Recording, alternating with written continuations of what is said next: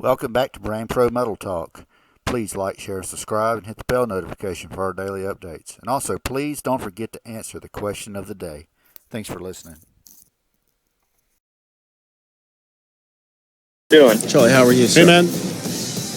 Hey, I think you talked recently about another example of a band keeping things under the radar. I think it was on your Monster of Rock cruise where Rat, all but Bobby Blotzer appeared, and I think you did. If I'm right, you didn't know about it until he hit the stage. Well, yeah, what happened with that, though, that's a little bit of a different story, Charlie, but yeah, that actually is very true. On the Monsters of Rock cruise, the most recent one that I hosted, all the members of Rat, except for Blotzer, and everybody knows there's these two sort of warring factions out there, the other Rat, so to speak, without using the name Rat, decided to do a surprise show to kick off the cruise. And I knew about it a few days before, but the audience didn't know about it until it actually happened. And there's a different reason for that, though, Charlie. The reason for that was because of the legality surrounding that. They wanted to make a big splash and not let people know, but they also don't know what they can call that band yet because they're in legal issues right now over the two different versions of the band that want to use the name. So until they can secure and decide and all the legal stuff plays out as far as who gets the name Rat, they're just kind of flying under the radar. So they did that show just to play, and that was it. Eddie? Well, Bobby Blotzer, The drummer has been touring for a couple years now with a band. Does he still tour with Jizzy Pearl? No, that's a long time ago. You're 100 lineups behind. Hey, you're 100 lineups behind. He tours with a band that he's the only member of from Rat, and it's all other guys, and he uses the name Rat. but they sound good, right? They sound good, yeah. But it's changed. That band's already changed lineups a bunch of times. Jizzy Pearl was in a band called Love Hate, right? Yes. And then he did a band with LA Guns called Shrieking Violence. Yes. Which I kind of liked. You didn't like that record. It's okay.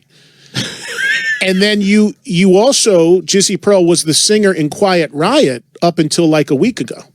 Quiet Riot? Yeah. Well, who's doing Benali's doing Quiet Riot? Yeah, he's like the main guy. Carlos He was just Carvazzo's not in Quiet Riot. No, anymore. he's in Rat. Carlos Carvazzo's in Rat. Yeah, he's been in Rat for you need a scorecard here. This is nuts.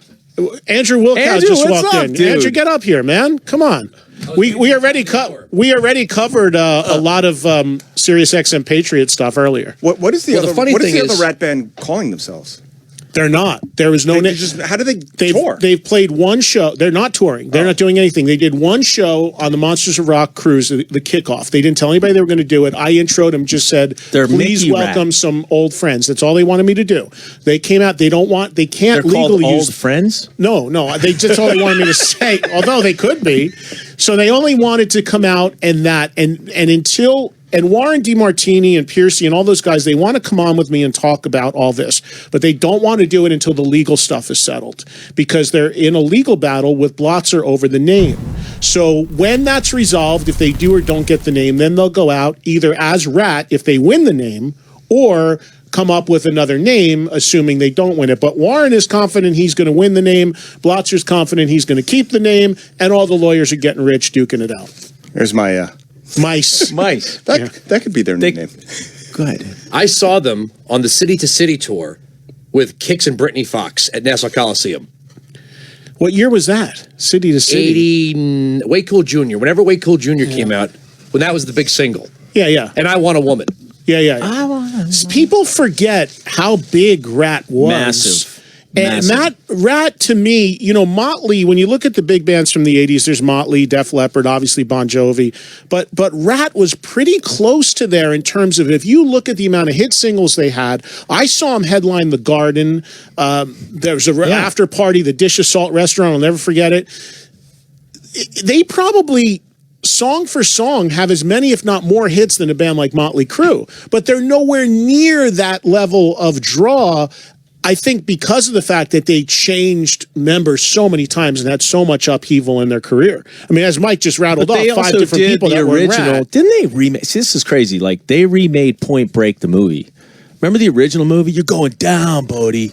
You're going down. No, man. they were the soundtrack for Point Break. But that's my point. The song was called Nobody Rides for Free. Nobody Rides for Free. Yeah. Okay, it's a great song. It's an amazing Round song. and Round was one of the first big MTV metal videos With too. Milton Berle. Yeah.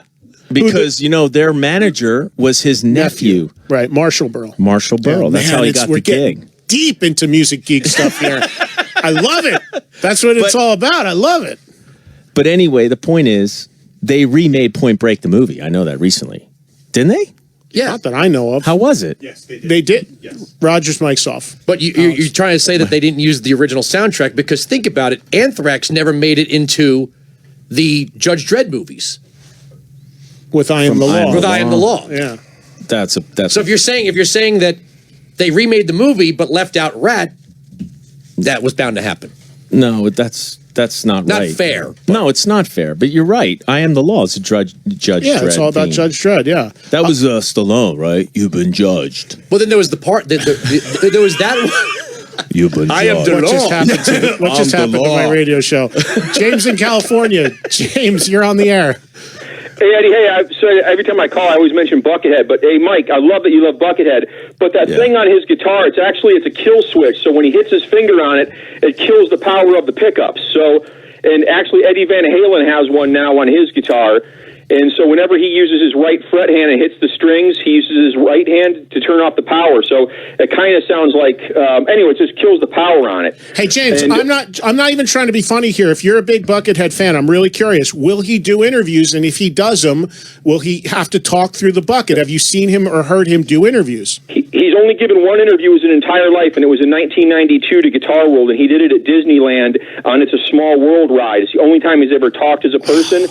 Whenever he's done interviews since then, if you can go on Guitar World and you'll see him, he does it through a sock puppet that's a chicken, and he doesn't talk in a real voice. But do you remember the MTV interview, the one I was talking about? Yes. They played the Boston Garden. Yes. So they were at the Garden, and then he was like, and he had his mask on, and everyone was like talking, Buckethead, he's on fire, people love him. And then he's like, it's so great to be in the band, man. Mike's talking through his hands right now.